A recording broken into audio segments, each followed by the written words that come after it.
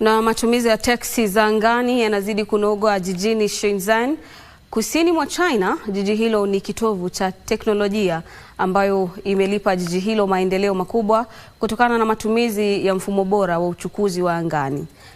Taarifa kamili ni kwenye makala yetu ya Ifahamu China.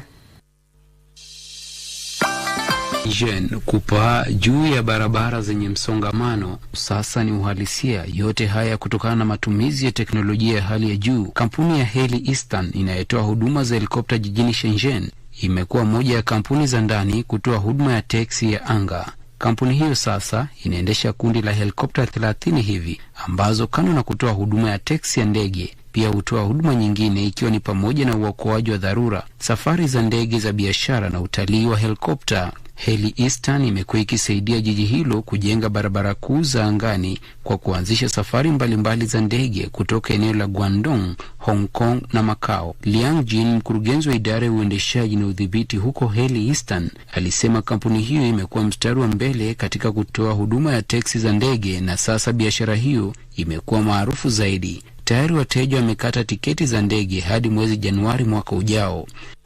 Hivi sasa tunahudumia hasa eneo la Guangdong, Hong Kong, na tumetuma ombi la kuruhusiwa kuhudumu katika maeneo zaidi. Kufikia mwezi Disemba mwaka huu, Heli Eastern imekamilisha zaidi ya safari 5,000 za ndege na kubeba zaidi ya abiria 10,000, huku China ikifanya mkutano wake mkuu wa mwaka wa kazi ya kiuchumi ambao ulitoa wito wa kukuza viwanda vinavyoibukia kimkakati pamoja na sekta ya uchukuzi wa angani.